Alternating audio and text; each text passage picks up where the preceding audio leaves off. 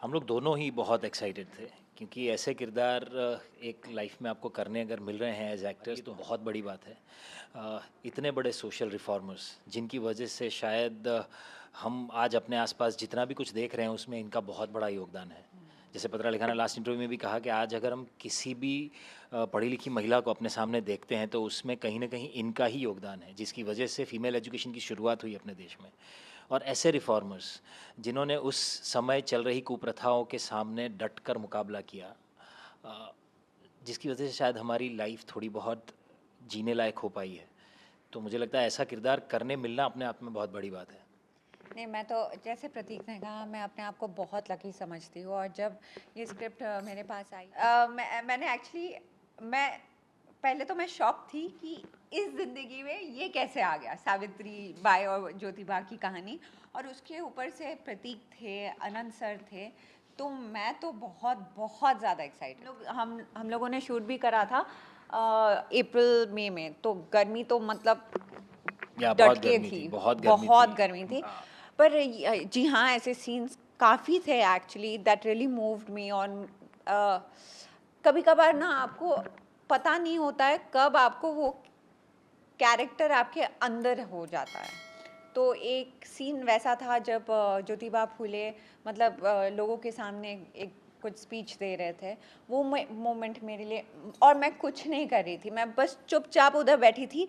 But I don't know, I felt so emotional, so moved by it that उस समय मुझे लगा है कि यार ये तो मैजिकल है, ये कुछ हो रहा है।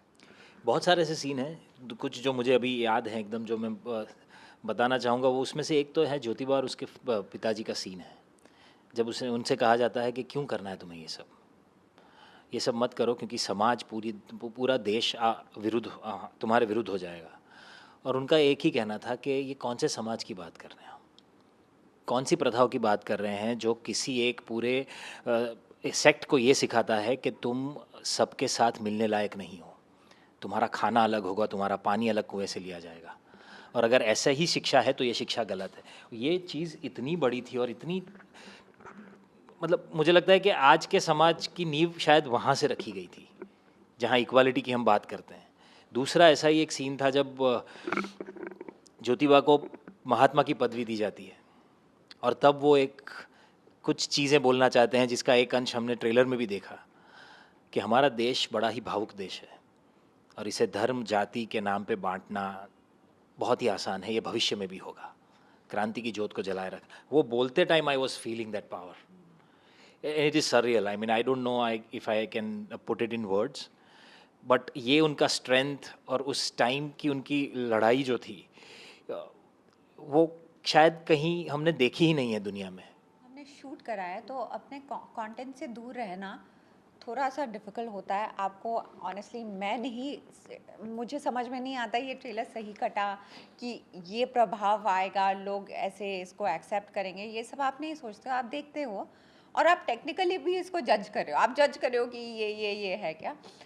पर I don't know, after the trailer dropped with in 2 hours my phone started ringing, and I got so many messages actually, people लोगों को बहुत, I think, पसंद आ रहा है ना जी ट्रेलर, जी मुझे जी जितना लग रहा है, क्योंकि मेरा फ़ोन तो नॉन स्टॉप सारे मेरे कुछ दोस्त हैं। देखो, माँ के बारे में तो नहीं बोलूँगी, माँ को तो सब कुछ अच्छा ही लगता है।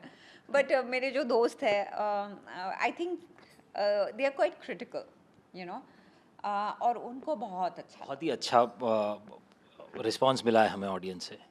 बहुत सारे लोगों ने बहुत सारे मैसेजेस किए, कुछ मैसेजेस जो बहुत अच्छे लगे और जिस मैसेज की वजह से हमें लगा कि अच्छा ऐसा कुछ हो गया है, कुछ कुछ अच्छा और बहुत अच्छा बड़ा हुआ है।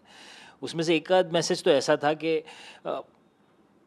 आपने हमारे भगवान के बारे में लोगों को बताने का ये जो प्रयास किया है ना, वो बहुत बड़ी बात है। और पूरा एक समाज है, एक बहुत सारा ऐसा ऑडियंस है जो इन्हें सच में भगवान मानता है। हमें शायद वो डर कम था, उसका रीज़न ये था कि राइटर्स ने और डायरेक्टर ने इसके पीछे ऑलरेडी बहुत मेहनत कर रखी थी। इतना सारा मटेरियल अवेलेबल है कि उसी में से जब ये स्क्रिप्ट को बनाया गया था तो एक तो वहाँ पर पहली शांति मिली। दूसरा ये था कि डायरेक्टर का अप्रोच बहुत ही क्लियर था।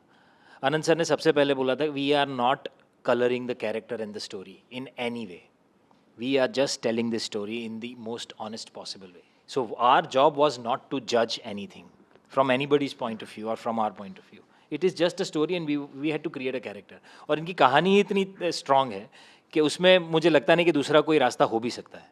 जी बिल्कुल, मतलब मुझे कभी डर नहीं था बिकॉज मुझे पता है कि आनंद सर एंड द राइटर्स उन्होंने कितनी मेहनत की, लाइक और जो इंटरनेट में और जो जितना मतलब उनके बारे में जितना भी लिखा गया लिखा है बहुत ज़्यादा है, तो उसको भी कंपाइल करके 2 घंटे की फिल्म बनाना अपने आप में ही एक बहुत बड़ा चैलेंज है. या चैलेंज है.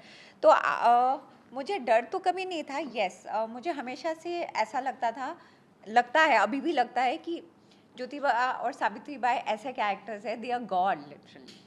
तो वो प्रेशर लगता है, पर अपने फिल्म में और जो चीज़ें उन्होंने डाली है उसमें बहुत. इस फिल्म देखिए, 11 अप्रैल को फिल्म आ रही है और ये फिल्म देखनी चाहिए क्योंकि just to understand how important Jyotiba and Savitri Bai were in a society that we are living today and the impact that they had. And I think there is no, we are not lecturing anybody. We are not preaching anything. It is a true story of true reformers of India and first reformers of India. So any generation, कोई भी age group, I guess, they all can relate to this film and their stories and the characters. So just give it a try, give it a watch. 11th April in theaters.